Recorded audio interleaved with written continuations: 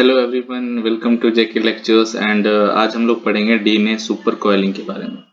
तो लास्ट का लेक्चर जो था वो DNA replication enzyme that is DNA polymerase 3 के बारे में था और ये लेक्चर जो है वो डीएनए सुपर कॉइलिंग के बारे में। So today we will study how super coiling is important for a cell and how it affects the several topology of DNA. So basically moving to the supercoiling part, how supercoiling in DNA occurs और कैसे ज़रूरी है ये और कैसे बनता है। तो अगर हम लोग DNA अगर फ्री एंड में लें और इसको हम लोग क्या करें 10 बेस पेयर अनफोल्ड करें, 10 बेस पेयर इसको अनवाइंड करें, तो क्या होगा अगर ये एंड फ्री है तो क्या होगा इसमें हेलिक्स जो है वो रोटेट हो जाएगा अराउंड एक कंप्लीट टर्न में, दैट इज अराउंड 360 डिग्री। अगर हम लोग दूसरे एंड को भी फिक्स कर दें तो क्या होगा, अगर हम लोग इसमें भी 10 बेस पेयर का अनवाइंडिंग किए हैं, इसका मतलब 360 डिग्री रोटेट करना चाहिए था, लेकिन ये एंड तो फिक्स्ड है, इसीलिए क्या होगा ये रोटेट ना करने की वजह से एक कॉइल बना लेगा और इसी को हम लोग बोलते हैं सुपर कॉइलिंग और this is the super coil. तो सुपर कॉइलिंग बेसिकली दो तरह का होता है, या तो वो पॉजिटिवली सुपर कॉइल होगा या तो नेगेटिवली सुपर कॉइल होगा।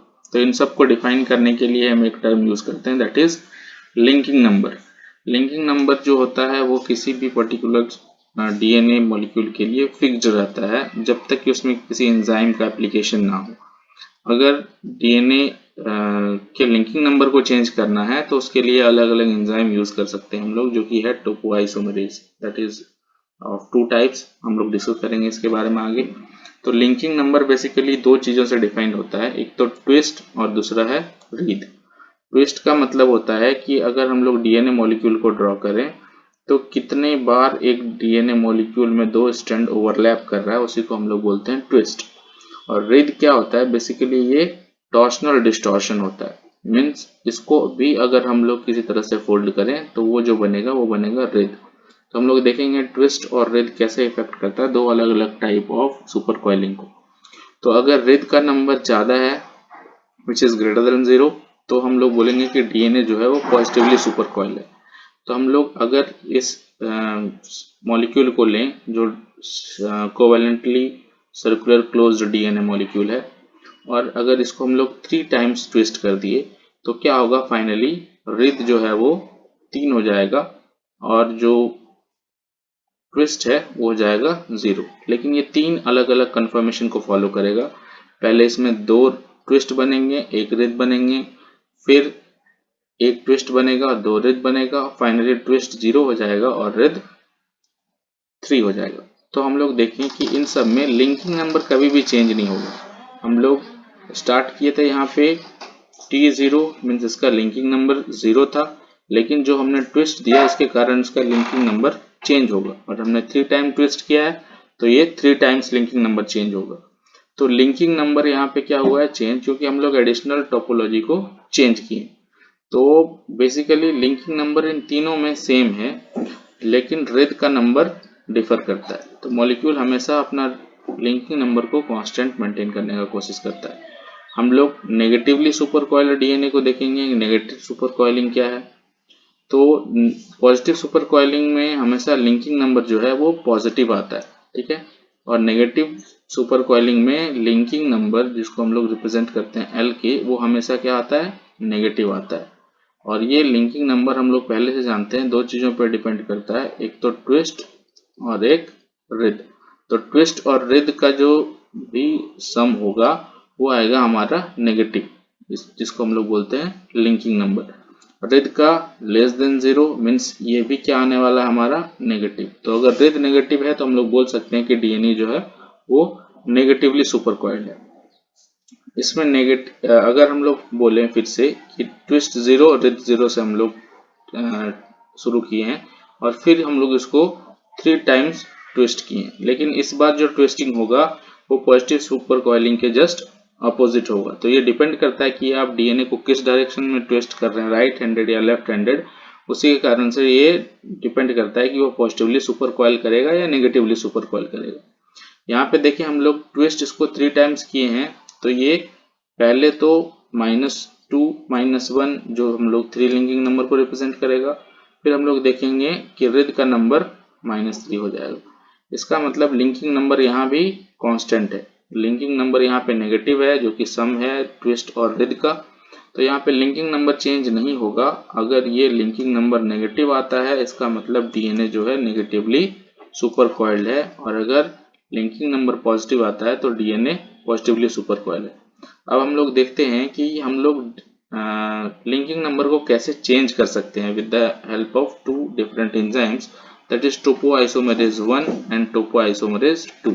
The basic difference between the topoisomerase 2 and 1 is topoisomerase 1 linking number को क्या करता है, बढ़ा देता है by factor of 1, but topoisomerase 2 linking number को decrease करता है but not by factor of 1 but by factor of 2। इसमें एटीपी का इन्वॉल्वमेंट होता है, हम लोग इसके एंजाइम्स के बारे में पढ़ सकते हैं। इसमें कोई भी एटीपी का इन्वॉल्वमेंट नहीं होता है।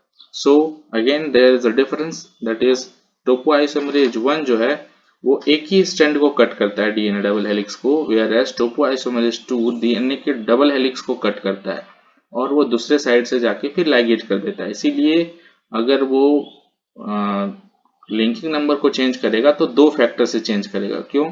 क्योंकि एक साइड से वो कट किया और ये किसी अलग साइड से जाके जोड़ देगा।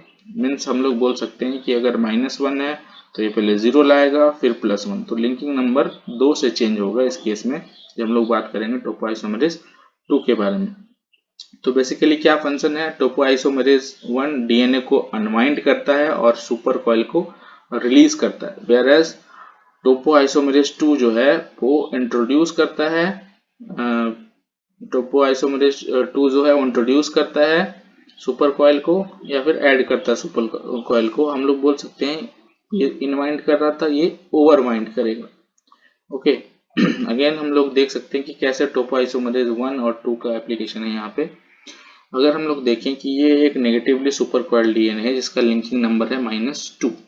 अगर इसमें टाइप 1 टोपोआइसोमेरेज काम किया तो वो क्या करेगा, लिंकिंग नंबर को घटा देगा बाय ए फैक्टर ऑफ 1। इसका मतलब ये क्या किया, लिंकिंग नंबर को 1 से बढ़ा दिया। अगर हम लोग टोपोआइसोमेरेज 2 के बारे में बात करें तो ये क्या करता है, इंट्रोड्यूस करता है नेगेटिव सुपर कॉइलिंग को, और ये नेगेटिव सुपर कॉइलिंग को इंट्रोड्यूस कर रहा है तो क्या होगा, बेसिकली डीएनए का जो हेलिक्स है वो ओपन हो जाएगा। अगर डीएनए हेलिक्स ओपन हो गया तो ये दो चीजों में हेल्पफुल होगा, एक तो है डीएनए रेप्लिकेशन और दूसरा है DNA transcription. So basically topoisomerase 2 का हम लोग इंपॉर्टेंट फंक्शन पढ़ेंगे, वो पढ़ेंगे डीएनए रेप्लिकेशन में। जब डीएनए रेप्लिकेशन में हेलिकेज काम करता है तो वो डीएनए के डबल हेलिक्स को अनवाइंड करता है, और एक तरह से हम लोग बोल सकते हैं कि वो पॉजिटिव सुपर कॉइलिंग को इंट्रोड्यूस करता है। तो पॉजिटिव सुपर कॉइलिंग को कम करने के लिए ये काम करता है कौन, टोपोआइसोमेरेज 2, और वो क्या करता है, इस पॉजिटिव सुपर कॉइलिंग को कम करता है और नेगेटिवली सुपर कॉइलिंग को इंड्यूस करता है, सो दैट डीएनए का हेलिक्स ओपन हो जाए और उसमें डीएनए रेप्लिकेशन का प्रोसेस एफिशिएंटली हो सके। That's all for today. Thank you very much for attending this lecture, and please subscribe to the channel so that you can get more videos like this. Thank you.